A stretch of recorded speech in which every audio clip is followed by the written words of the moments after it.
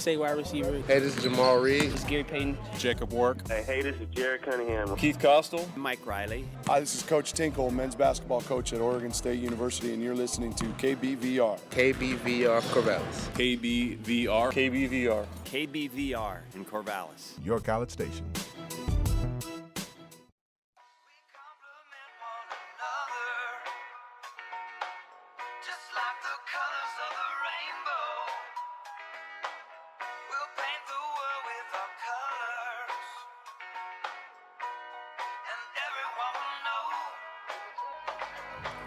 Look for God when you're trying to fight the odds. Need to look up to the sky and let go of all the pride. The game changing. We're trying to make arrangements and let go of that anger. And welcoming you into Primetime Sports, Brenden Slaughter alongside Keenan Puncocher. We enter in with some Damian Lillard, Bigger Than Us, to get us in and launch us into this new term and first show of Primetime Sports. Again, Brenden Slaughter alongside Keenan Puncocher, as we're getting started with Damian Lillard, Bigger Than Us, because today, Trailblazers Media Day. We got two things to get to today. Trailblazers talk and Oregon State talk as well. We'll start with the Trailblazers talk because it's hard to believe, Keenan, but the Trailblazers open preseason a week from today. From today. That offseason went quick. Yes, it did. It feels like yesterday that the Cavaliers just won the NBA Finals. Doesn't feel like it's already NBA season, but revamped, rebranded Blazers are coming up, and Brenden, there are some high expectations in Rip City. High expectations, you mentioned it right there, and we'll get into it as it goes along, of course, but you mentioned high expectations, and I guess the first thing that I'd kind of like to see with those high expectations is, will Blazers fans be disappointed with those expectations? Our expectations a little too high after, a surprising season. You look back at some teams, I like to say the 13-14 Bucks, had a solid season, and then last year, kind of fell off. How do the Blazers not just make last season just a, us against the world mentality, which they played with? They got it, they end up getting together very well at the end of the year, but let's be real, outside of the Golden State and San Antonio, the West was weaker last year, and in a normal year, the Blazers wouldn't have made the playoffs with how many wins they had.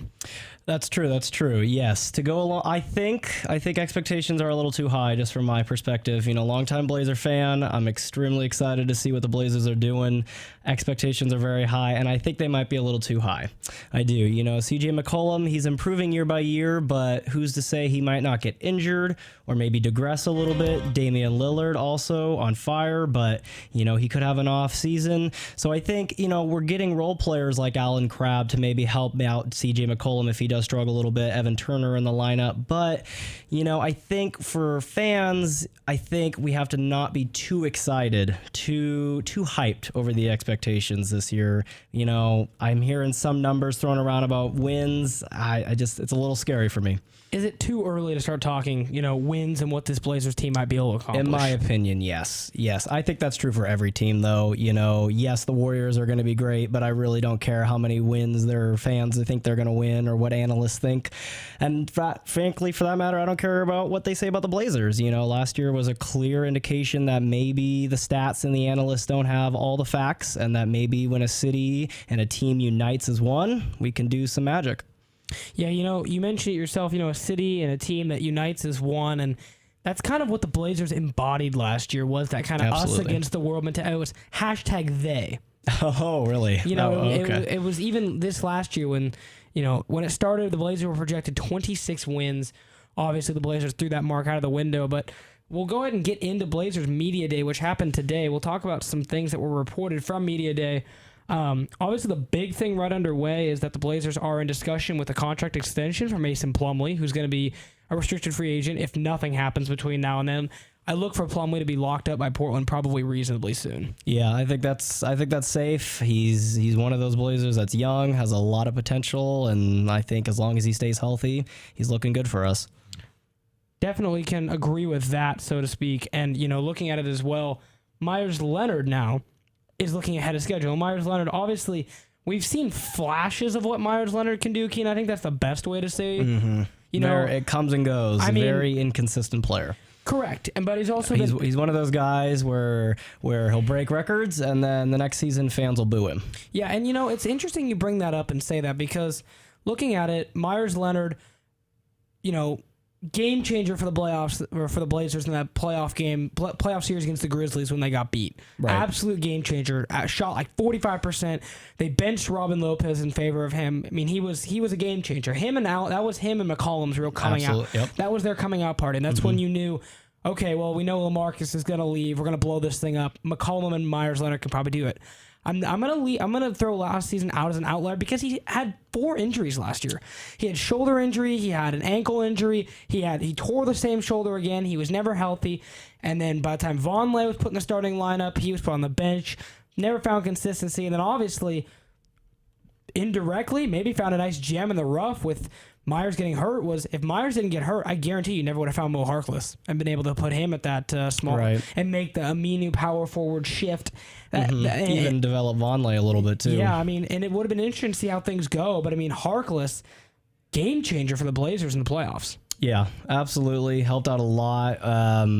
Myers is one of those that he had a rough season, and okay, if you want to give him a bye, we'll give him a bye. But I think what we will see is a reduction in minutes, I think for sure, because, we already have some other players that can, like Festus we have, Evan Turner. So I think if anything, we're going to see Myers have a reduction of minutes, but he could kind of develop again. Yeah, I see Myers as being a guy sort of like, I see him being like a Maurice Spates. A guy that can come in, shoot some good threes. Shoot some threes, body up when he needs to. The Blazers have an abundance of riches right now in terms of what they can and can't use, and it's matchups. Terry Stotts last year, for instance, the Blazers needed someone to guard Chris Paul and guard Steph Curry. Right. They're only someone that was long and had quickness. Last year, their only option was Mo Harkless. Now you have a guy like Evan Turner who can guard on ball. Harkless can guard on ball. You have ability to put Allen Crabbe on him now, and I think the Blazers' options have grown. They have. Yeah, I think Festus is really going to start to be a dynamic maker for us. I think, what we're seeing, and I remember the TNT graphic, like it was yesterday, though, where it was a simple thing that showed the Blazers' age. And to me, they're all most of them are in the 20s. They're all very youthful. And, it may not happen this year. It may not even happen the next year. But, 4 or 5 years down the road, I think we are going to be a team to mess with. Scary thing to realize, though, is that same Blazers graphic also said Blazers have the 3rd lowest payroll. Oh, yes. In the NBA. Yes. Now the Blazers have the highest payroll in the NBA, and after they throw Mason Plumlee on a contract, they will be deep into the luxury tax. Something's got to give there. Yeah, it does. And, it could be one of those things that we're looking at down the road, a big trade option to free up some of that, because you make a great point. We don't have a lot of money anymore. And, it sounds like from what Neil O'Shea is saying is that, we're going to stick with this squad for a while, and we're going to go ahead and get them their rotation, see how they play. But yeah, essentially we can't make a lot of other moves now in the next offseason or even a couple off seasons to come. So it could be a problem, and knock on wood, because the Blazers seem to have really bad luck that these injuries that plague our good players, I would really, really be unfortunate to see one of these high payers like an Allen Crabbe all of a sudden go out with a season-ending injury. And you bring up injuries, and now that brings us up to the timeline for Festus Ezeli and Noah Vonleh. Both players had surgeries in the offseason. Festus Ezeli, who underwent a left knee injection on August 23rd, and then Vonleh, who had a bone fragment removed from his right thigh. Oof. Vonleh said he hopes to be back on the practice court soon, but quote from Festus Ezeli, "I don't have a timeline for myself." And O'Shea says... Blazers GM Neil O'Shea says there are sometimes signings that are not about October 1st, which is preseason. Right. They're about later in the season. That scares me to a situation like 2 big centers there. That, Festus was signed to change this team's rim protecting ability, because Plumlee, he's a very unique center, but he's not a true center. You need a guy that's going to clean the glass and is going to be a presence that when you throw something up there, it's going to get blocked. That's what Festus Ezeli is. Yeah, Plumlee, not so much. But Plumlee's also probably the best passing big man in the NBA. Right. Plumlee had a double-double almost in the playoffs with assists and rebounds against the Clippers. And you almost wonder, where's that Davis fitting into this? That's why Davis I think they're going to have to lean on Young on their depth, because the people say this Blazers team has the best depth of any Blazers team since the 2001 Western Conference Final team, and I believe it. I believe that too, because you have a lot of options. I mean, it does. It's unfortunate about Vonleh and Festus, but we have a lot of other players that can put in their position. And then you look back and you look at you look at 2 years ago when the Blazers first broke out and they had that squad that went and beat Houston. They had Damian Lillard, Wesley Matthews, Nicholas Batum, LaMarcus Aldridge, and Robin Lopez. Off the bench, you had Mo Williams. Mm-hmm. And that was about it. That was about it. Yeah, and the Blazers had the worst scoring bench in the NBA. Oh, yeah. Those starters logged more minutes than anybody in the NBA for the next 2 years until that core broke up. Yep, and we paid for it because they were tired. And they were tired, and maybe that contributed to LaMarcus leaving. That's a whole different discussion, of course, for a different time. Yes. But I'm actually really trying to grasp my mind and see who else played that year. Jeez, yeah. Myers was buried on that bench. Alan Crabb was buried on that bench. Didn't play. No. We didn't have much. It was... Yeah, that was bad Blazer years. Yeah, but it shows how great the starting five was. Now that you have a starting five that is good. I mean, you have Damian Lillard and C.J. McCollum. You have Evan Turner, Alan Crabb. Can't go wrong with either one of those guys at the 3. Al-Farouq Aminu at the 4. And either Festus Ezeli or Plumlee. Can't go wrong with either one of those guys. Nope. Then you got a bench unit that's got Shabazz Napier. Decent ball handling. Decent. Then you have... you can put Alan Crabb, you can put Evan Turner at the 2 or Pat Connaughton. Pat Connaughton at the 2 or 3.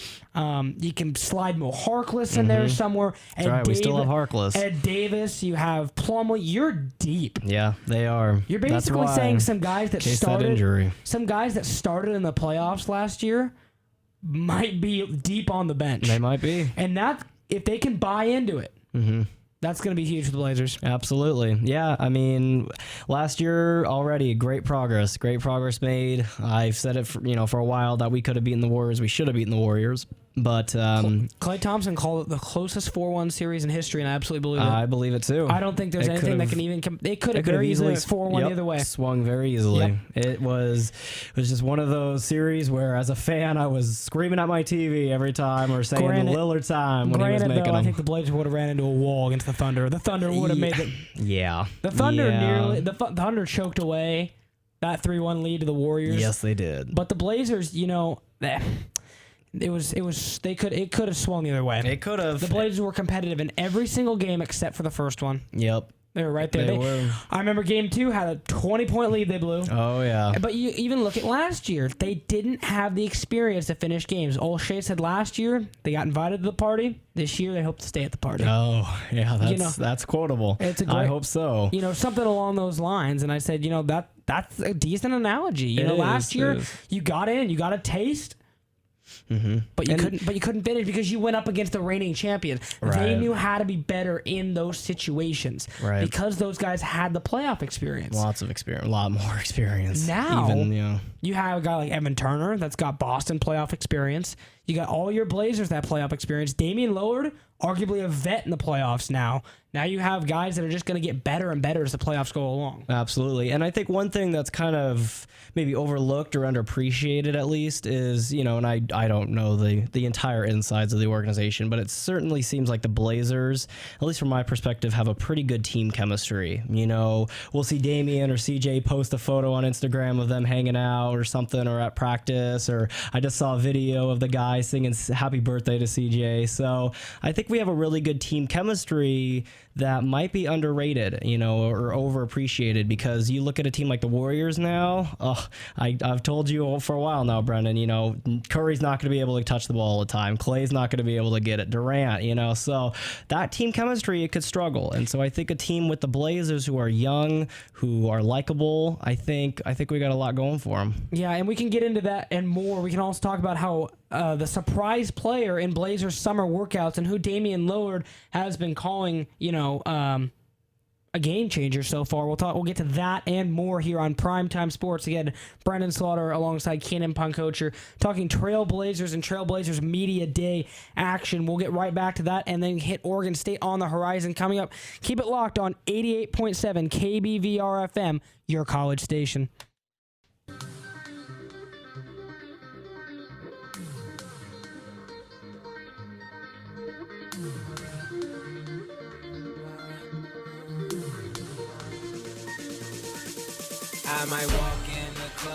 Welcoming you back to Primetime Sports. Those of you who are watching on the KBVR FM live stream, definitely giving a shout out to you. You also got to see the DJ core from a lot of the DJ core from KBVR FM come in and check in on us as well. Always love to give new DJs opportunities, and that's also a great time to give a plug. Anyone who wants to be a DJ is encouraged to come here to KBVR and do anything we do as well. So make sure to get involved here at Orange Media Network. Lots of opportunity. It's a great way to get started. It is. And obviously, we were going to get back to Blazers. If anyone has any gripes, comments, or concerns, make sure to give us a call, 541-737-3737. You can air your concerns on air, and we'll answer any questions you have, or I'd love to hear them. Debate anything you have. So give us like I said, give us a buzz at 541-737-3737. So we talked a little bit about that breakout player that Damian Lillard discussed.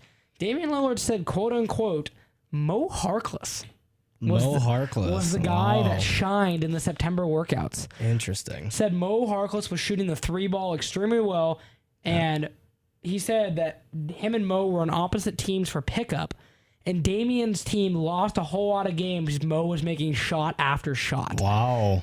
Curry.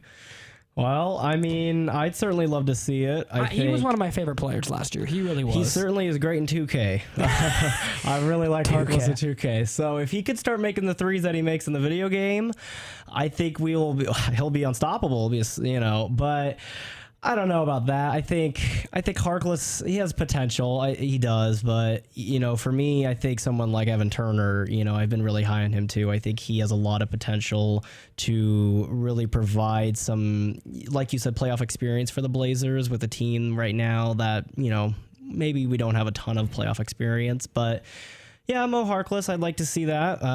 Also, we were just talking about him, but Myers Leonard. If Myers Leonard could have another breakout year, I'd love to see that too. But you also mentioned what else can happen. What would happen by Blazers fans if Myers Leonard has a bad year? Yeah, that's true. You said it yourself. I've been to a couple games. They've booed him. They've what? Yes. And I mean, even worse than that. Wow. Yeah, but I've heard don't shoot. I've heard give it up. I've heard bench him. I've heard a lot of different things from fans, which is kind of strange why Myers is so happy to come back. But I mean, good for him. I think, like I said, we got a good group of guys. I like each other, so I think that kind of helped him. But it's interesting, if he doesn't start performing like he's supposed to, there's going to be some love-hate in Portland. All right, well, that's all I got for Blazer Media Day, other than the last thing. Mason Plumlee apparently developed a mid-range game in the offseason. Oh, finally. Says he could maybe the free throw game. Said he could shoot free throws. He's happier with his form. He said he spent over 300 hours breaking down his form last year. Just said a ton of experience. Said he just watched a lot of hours of film and just so on. He can bring a mid-range jumper to the Blazers offense. That would be fantastic. Spread the floor even more. That would make him more of a center, like a Cousins or somebody. Or you look at how great Robin Lopez's mid-range jumper. That's true. Lamarcus. He was an 81% free throw shooter when Robin Lopez was here. That Plumlee's 55. Or Festus is 48. Oh, yeah, they both need some help. Even Ed Davis needs some. Yeah, the free throws could be a little struggle for them. It might be. We might see some Hackett Azili. The question I now have, Keenan, is there's a lot of talk this offseason. Obviously, I was an intern at 1080, and everything Blazers was first on our doorstep. Everything free agency, the whole 9 yards. There was a lot of Blazer fans that thought with the way things were going that Paul Allen was secretly making moves for the Blazers to move to Seattle. Buy or sell that? Do you think Paul Allen would want to put both of his franchises in the same city if he could? Granted, the Blazers are locked in PDX till 2025. Moda Center's getting a little older. Do you think that if that opportunity presented itself, he'd like to go be with the Seahawks up there? No. I'm going to say no because it doesn't really make much sense to me, to be honest, because we have such a chemistry in Portland. I think that next to the Hawks Nest up in Seattle, I think next to that, we are one of the loudest stadiums. And I think what Portland fans would do alone to Paul Allen on the internet and what they would say to him, I don't think he could handle that. But the Blazers could go be near the... They could be. If anything, Paul Allen should just develop his own team in Seattle. He has the money and resources for it. I would just say move the Hawks to Portland. That would be fantastic since our indoor team ain't cutting it. The Portland Steel. I forgot they had to get rid of the Thunder. That's correct. I forgot about that. Yes. No disrespect to the Portland Steel, but that franchise is kind of a joke. It's not bringing in the money that the Hawks do. That's for sure, and the other NFL teams. So back to basketball, though. I think I don't think Paul Allen would do that to us. Just alone in PDX, the fans they're huge. The support for them. They're our only major league team unless you really love soccer. So yes, I think the chemistry. I mean, we have our own. I mean, Damian has PDX carpet shoes, so I think we're pretty concreted, so to speak, in Portland. It's good news for Blazer fans, and we'll wrap up Blazers Media Day before taking a break and then moving on to Oregon State. Blazers open up a week from today. Like I said in the beginning, it seemed like just yesterday. The NBA season's so long. NBA by far and away is my favorite thing to watch on TV. I love basketball, and I love when the NBA gets going. Sure, it's a grind, but it's almost, it's one thing because I love my Oregon State Beavers and whatnot because, here, but it's just, there's something about the Blazers and just them being your home team and your boys and, connection. And the professional team. I don't have that same love affair with the NFL. I don't have that same love affair with the MLB. The NBA is just special to me as a professional sport. Yeah, I think the fact that, it's a major league team in Portland helps.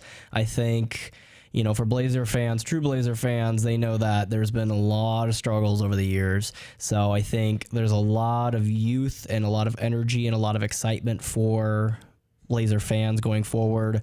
I'm certainly seeing the players more involved in the community than they've been in years past, which is awesome. The chemistry seems really well developed, and yeah, you're right. It's a fast-paced game. It's fun to watch on TV. The season might be a little long, but it's crazy that we are 1 week away. So it's going to be interesting. No more Mike and Mike. So I don't know. Yeah, let's talk about that dynamic real quick. Yeah, it's sad to see them go in some ways, but I've said for a while as well that the Blazers are trying to rebrand and revamp as a franchise. I think that's part of the reason we're seeing players in the community, whatnot. But I think in the long run, it's a good thing. It really is.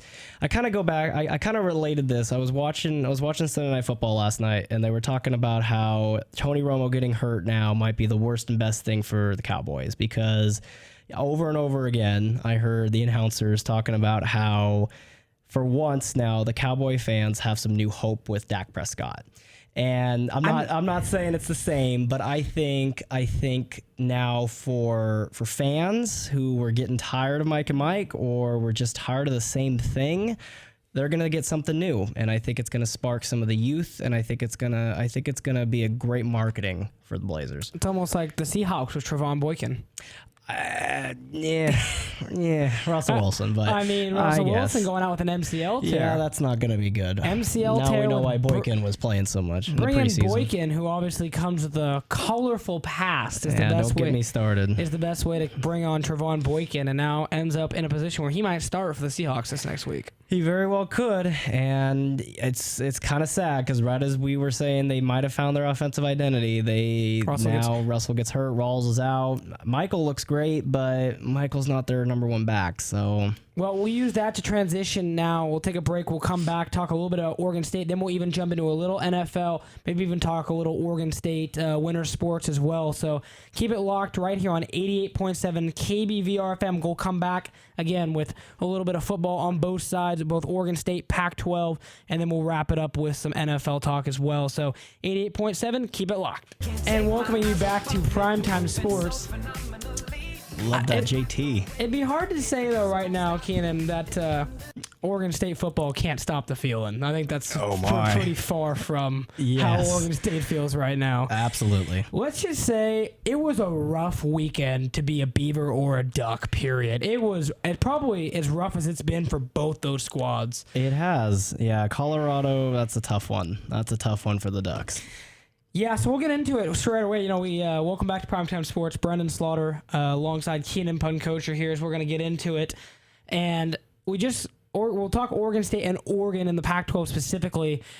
I mean, just sheer disappointment is all I can say from both teams. I mean, Oregon State, we know they're not good, but to not show up and then play really well in the second half, you know, arguably if they had Daryl Garrett in the second half and he was healthy, they may have had a shot at a comeback. They might have, yeah. But to show that the defense had the ability to play that way, it's really disappointing, and it really falls on Coach Anderson and his staff for not getting the players ready to go. Right. Yeah. And you know, we were both in that press conference after the game, and I can't remember which player it was, but one of them said they didn't know what it was in that first half. You know, their motto was to play 100%, you know, 100% team, and they don't know what they brought in that first half, and neither do the fans or the coaches, because to see just two opposite sides of the spectrum like that is disappointing. It was, and you know, there were some bright spots. I'm still a real big fan of Oregon State senior captain, leader of that defense, Devin Chappelle. Played great again. I mean, Treston's playing well. Treston Decoud's looking like an NFL corner. He's playing like it. He's a senior. He has if he keeps playing this way, he's got a shot at the big league. Got a body for it, you know. And I think that kind of plays into why Gary, you know, Coach Anderson was so mad at him for that stupid penalty that he committed last game, because he knows, and I think he sees the potential in Treston. Yeah, and you know, looking at Treston now, plays well, but Oregon State's not getting enough of it done on defense. And their offense, last year they had an excuse. They didn't have a lot of established playmakers. They have a lot this year. They have no excuse to not put up a lot of points. They have a guy like Seth Collins who's coming to his own as an all Pac-12 receiver, arguably. You have a guy like Ryan Nall who showed flashes. Artavis Pierce looked good. Jordan Villeman has the NFL body to be in the NFL. Victor Bolden can take it to the house every play, as we've seen now. Oh, yeah. There should be no reason even Ricky Ortiz filling in there should be no reason this team shouldn't be putting up 30 points a game. No, and it's strange, because I remember watching that game on Saturday, how, you know, as a Beaver fan, I'm sure you were a little worried as Boise State just marched right down the field and scored. But then you just kind of sat in and you saw, arguably, in my opinion, one of the best drives under Coach Anderson as Beaver head coach. They played some tricks. They got Collins right away. That receiving core got some touches. That first drive. Yeah, and that first drive was just insanely impressive to me. Granted, to tie it up. It was only 40 yards. It was. But I remember looking at you, because you're, you know, spotting Josh Ward and I were calling that game. I remember looking like, dang, we're going to have a dandy on our hands. We did, and because it was back they and forth. Methodical. They looked, you know, Garrettson looked like he was poised. And looking back, you and I were like, what in the heck is Coach Anderson doing, putting this walk-on Connor Blunt in at quarterback? Oh, yes.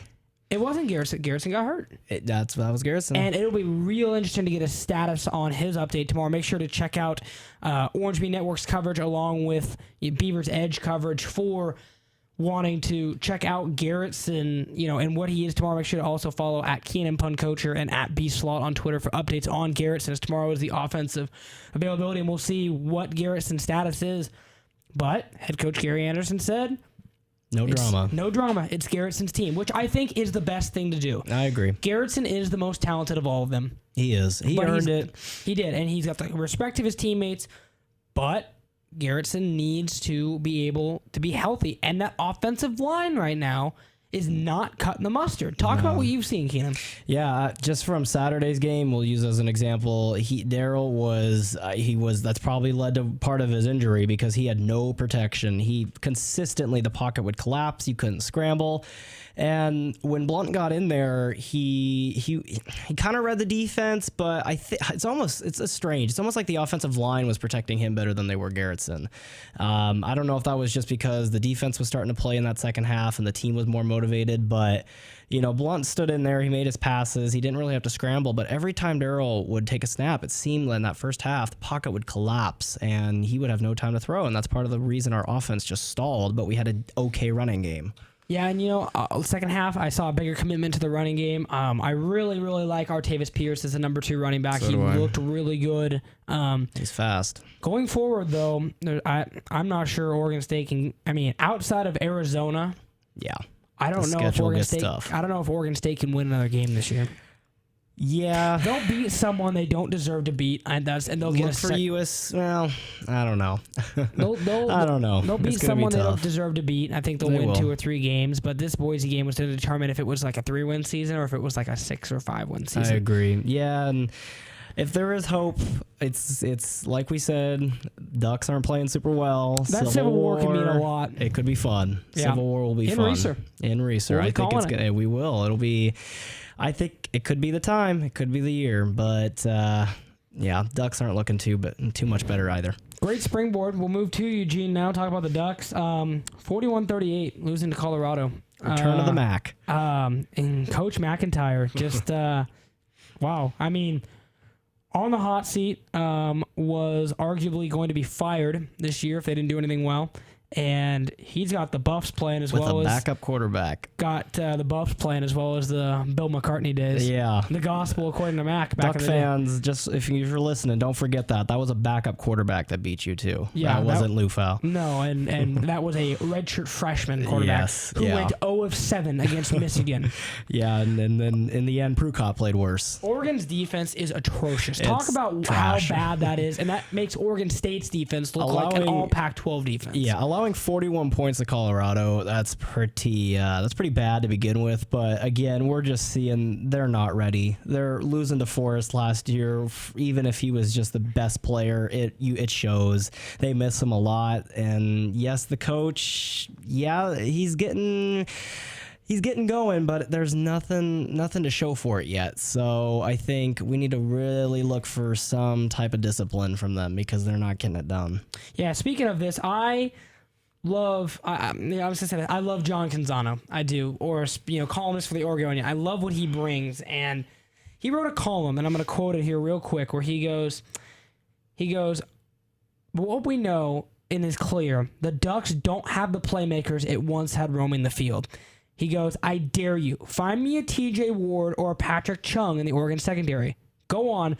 Find me a DeForest Buckner, Haoli Nagata, Igor Olashansky, Nick Reed, Kiko Alonso, Casey Matthews, or Ifo Ekper-Olumu. Find me a Jarius Bird or a Matt Toyana. Find me just one. You can't, can you? Well, yeah, no, he's Aggressive, but true. I think he's right, and I think part of that is correct, and I think part of that's because with Chip, what he was able to do, Chip Kelly, we're still seeing a lot of offensive playmakers. And now, but what we are seeing, Chip Kelly's guys are now officially gone. Yep. And you're seeing that Helfrich has not been able to sustain that recruiting. Duck fans are saying, right now. And I don't think it's so much. I think what he was trying. I don't know. It sounded like to me in that article, that quote there, that we still have playmakers for the Ducks. Absolutely, that's not an argument. But they're offensive playmakers. We don't have the same defensive playmakers we had. Well, listen to this, and he also went on later in the article to say, he quote, I keep hearing Oregon misses Chip Kelly, that it's not the same without him, that they miss Oregon or offensive coordinator Scott Frost too. I even heard on Saturday the Ducks miss ex-defensive coordinator Nick Aliotti, who could flat recruit. Absolutely. He then goes, those guys aren't coming back to save Oregon football. They're not going to appear in living rooms and recruit better players. They're not going to pop up on a sideline on a 1st and goal from the 7 and call a better play than what Helfrich might want to do, and Helfrich might not want to give the ball to Tony Brooks James rather than have an unproven thrower and Prukop throw a fade route. Yeah, that is very true. There is a lot of validity to that. I don't know. I kind of disagree though, because the energy that someone like Chip Kelly brought, and when Scott Frost was there, it's different than Helfrich. Maybe it's just Helfrich's lack of motivation for the team. I don't know. He just does not seem very motivated as a coach. In my Canzano opinion. also went back out to say the Ducks made Steven Montez look like Steve Young on Saturday. Yes, they did. Yeah, and then Helfrich, the only thing he could say was, today we had a little malaise to start the game, and let's see here. I've never been in a train wreck, but that's probably what it would feel like. Oh my! He just sounds dejected. He does. It almost Dejected. does. It's like almost over sounds, his head. Yeah, it's almost like he doesn't want to be there anymore. No, and that's the thing that Duck fans got to be careful. I'm Don't not. be afraid if he goes. No, if you're a Duck fan. and that's why I said, because it might be for the best if he does. Because is. you've seen Helfrich was the best babysitter. He was able to babysit the last 2 years of Marcus Mariota. Sure, he took him to a national championship, but you saw what it was like when he got outcoached by Urban Meyer. Lost that was outcoaching. Outcoached. Purely. Completely. Because the Ducks arguably had more talent that year with his junior Marcus Mariota and over that Ohio State team. Yeah, and just Got don't even flat talk out about coached by last Urban year. Meyer. Flat out coached by Urban Meyer. Don't even talk about last year. And last year, got Disappointment. flat out coached by, certain situations. Heck, if they didn't have such a big lead, Helfrich got out coached by Gary Anderson in the Civil War. It's a miracle they came out of that game with a victory. That's true. It was Last year, the close. only thing that saved Helfrich's job was a guy named Vernon Adams and a guy named Braylon Addison who could make plays that ended up on SportsCenter. That's right. And You now, take those two guys away, Helfrich might have been fired at the end of the last season. That's very true. It's very true, and it's sad because you see the players there who go there. They're offensive weapons, they're machines, they're speedsters, and they're very talented players. And they're not being, I don't want to say respected, but they're not being motivated and coached, I think, the way that they deserve to be. It's a fair point. And obviously, you look back, and I think a big mistake has been Oregon's recruiting. They have not. You can have the fanciest facilities, you can have everything, but what the Ducks do anymore isn't unique. Right. It used to be speed. The Ducks were the fastest. Were unique. They had a brand. And when Helfrich came in, They changed everything. I mean, you look at them; they're almost middle almost tier. no huddle. They're middle tier in tempo now. Yep, middle tier. Yeah, Arguably, sometimes Worst the Beavers. defense. It's not the Ducks of old. No. And either they need to, and that's fine. If they want to go into a new identity, that's fine. But that's not what this generation of Oregon fans. 2 losses in September. Yeah, There's probably some Oregon fans that are jumping ship. I mean, absolutely. This is not Oregon football. And you're right. It's not time to panic yet. But if they want to have a new offensive identity, I don't think Helfrich is the one to do that because he was still the system of old. You need to bring in somebody. They need to decide what they want to do. If they want to be a pistol offense or if they want to be a more pro style offense, because they need to get the coach that's going to provide that. I'm going to make a bold prediction, and I think if Helfrich, you know what I think it very easily could happen? I think, you and I talked the other day, it would not be unrealistic for the Ducks to go 5-7 this season. No. Looking at that schedule, it's realistic. If they don't make a bowl, Helfrich is gone. I'm just going to say that. After last year's performance against TCU, I'd say so. And if they don't make a bowl and game. Here's who I think they should get. Les Miles? No. Scott Frost. Oh, my. Wow, that is a bold prediction. I think that Scott Frost, because obviously you weren't going to let him leave after after he got offered a head coaching gig. Mm-hmm. But you see many times when I'm going to take Auburn for instance. Auburn, when they had Gene Chizik in 2010 and they won the national championship with Cam Newton and beat the Ducks, everyone's like, "Oh my gosh, Gene Chizik's so great." Little did anyone know that Gene Chizik's offensive coordinator Gus Malzahn would leave the next year and go to Arkansas State because he got a head coaching position. Yep. And then Gene Chizik went 5-7 the next year and 4-8 the year after that. And people were like, "Whoa, what are we doing here?" Yeah. So they fired Gene Chizik, bring back who brought the spread to Auburn, right? Gus Malzahn. Yep. Then in his first year, they go to the national championship. That's true. Oregon lost their aspects of the spread offense. They lost Chip Kelly, who called all the plays. They lost Scott Frost, who was a Chip Kelly guy. They lost Nick Aliotti, who was a Chip Kelly guy. They lost a lot of guys when Chip Kelly went to the NFL.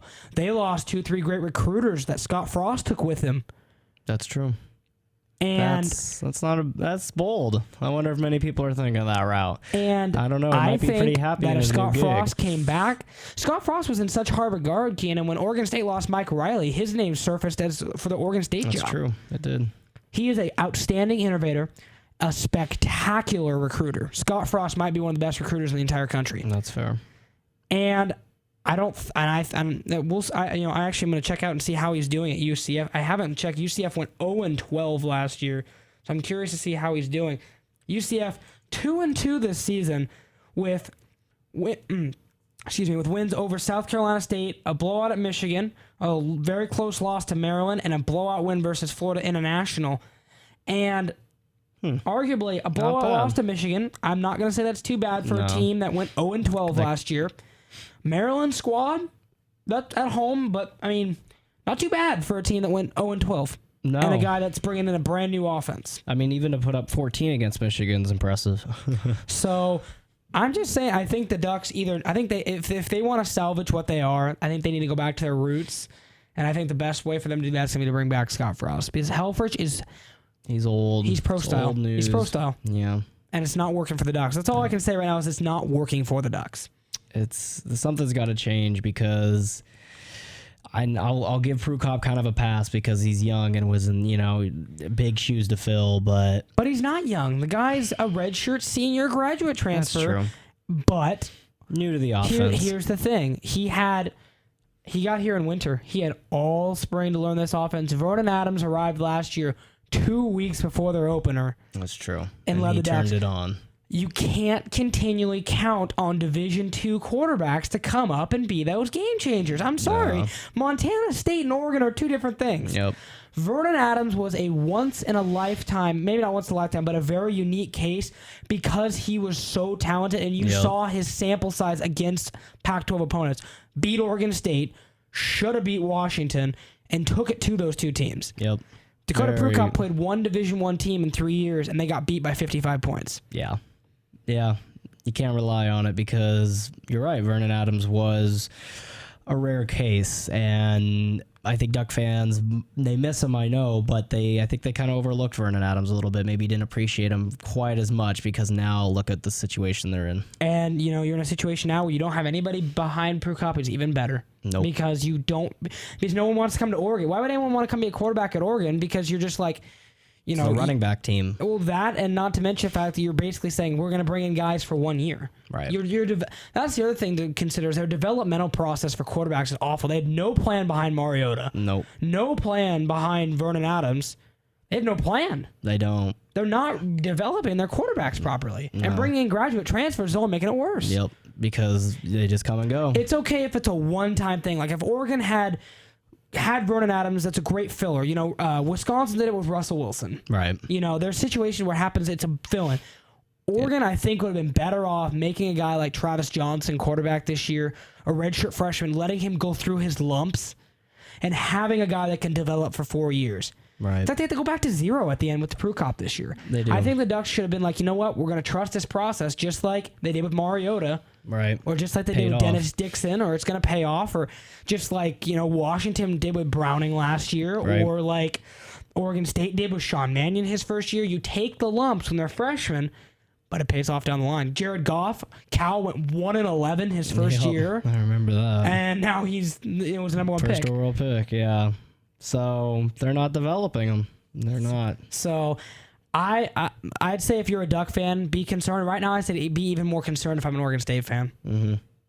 Yeah, it's not. Our college teams need some help. Even the Vikings aren't having the same year.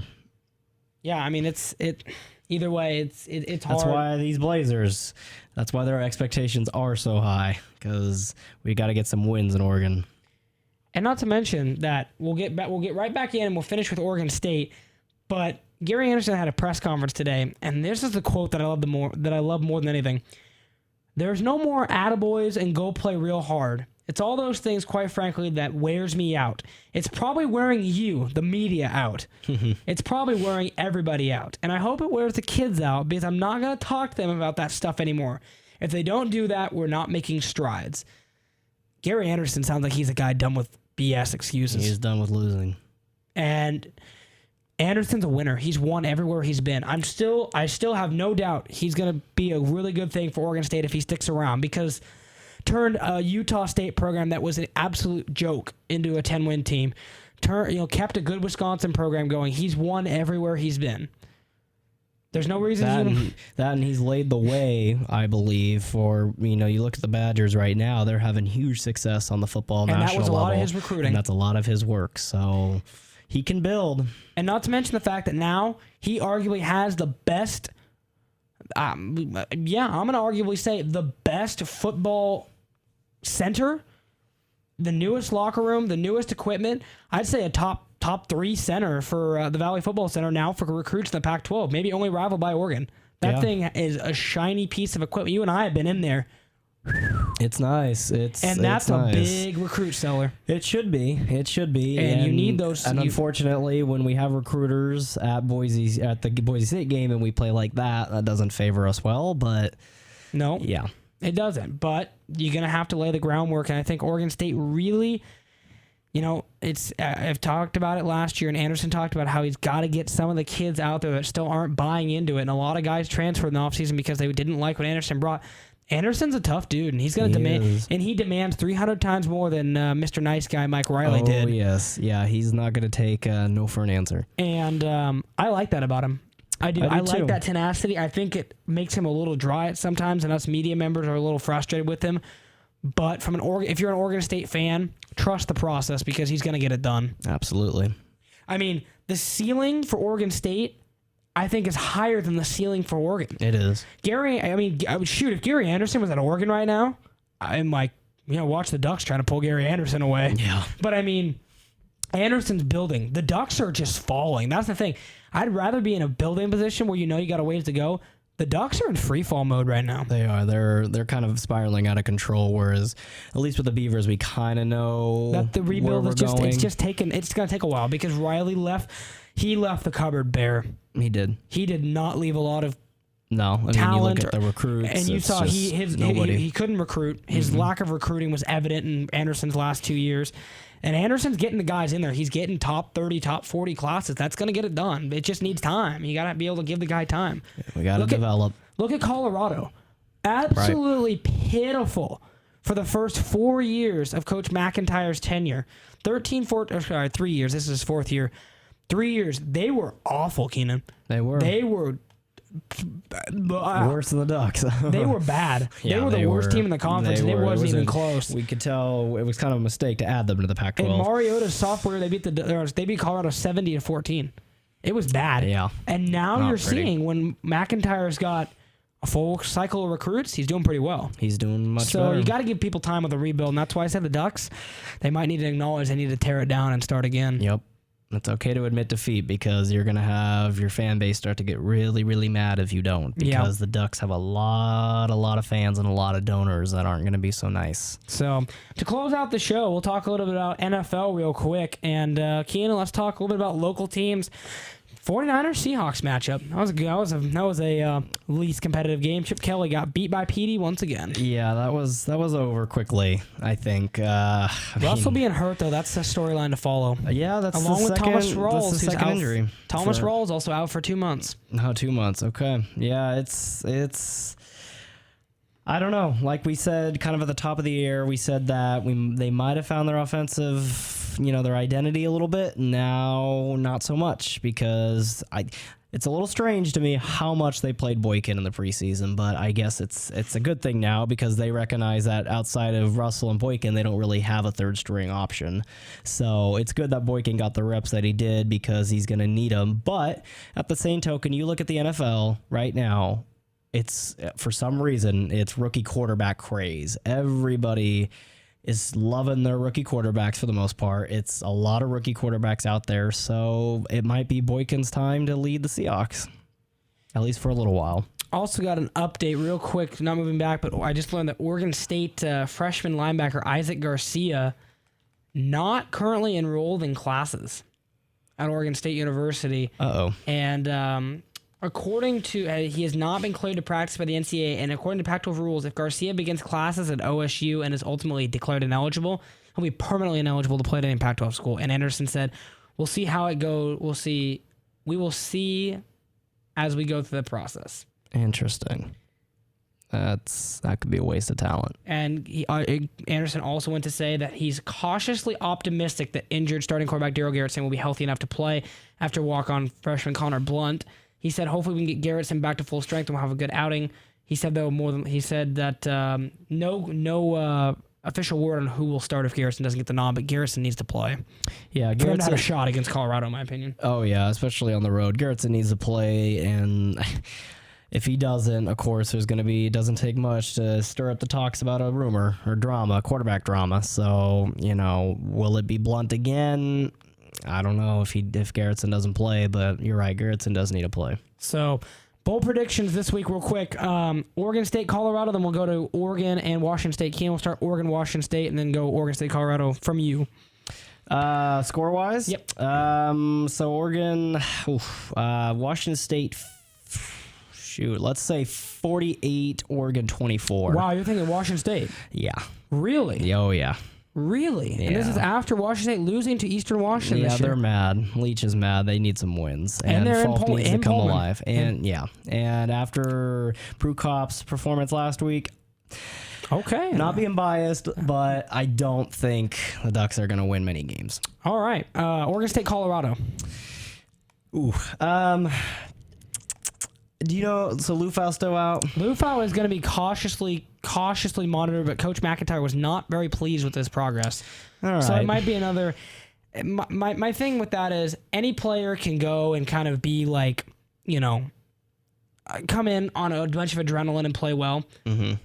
I don't know if Mondez will play that Duplicate great. it, right. But granted, Lufau or Mondez, I think the Beavers would still prefer to play Mondez. Yeah, so I'm going to say, I think it's going to be a high-scoring one, too. I'm going to say 44-30, Colorado. For Oregon, I'm going to say it's a little closer. I'm going to say 42-35, and Washington State gets a late touchdown. Beat the Ducks. I think the Ducks are upset because Washington State beat them in Autzen last year. Mm-hmm. But Washington State will get that one. I got Colorado 48-24. And Colorado runs away with it. Yeah. In the high altitude. Yeah, that's true, too. Yeah. That's an advantage that Colorado can use, and I think Oregon State could struggle. So we'll obviously see that. We'll be back next week for Primetime Sports as well. Monday nights at 7 o'clock. Keenan, Puncocher, and myself. We may even have our guest Brian Rathbone join us as well, or any other situations. Also, make sure to follow us on Twitter, both at Keenan Puncocher and at Beast_slot for updates on Oregon State football. And for everything else, Oregon State will take on Colorado this week at 11 a.m. early kickoff. So it is. Early kick, or 11 or 11:30. I think it. Beaver fans better wake up. Yeah, I think it's 11:30 actually. So 11:30 for that, and we'll be waiting to see. So we'll be back next week for Primetime Sports, and for Keenan Puncocher, this is Brenden Slaughter signing off for the night to Corvallis. Thanks for listening, and see you next week. You're listening to Oregon State basketball on KBVR. I'm JB Long from Pac-12 Network. Enjoy the game.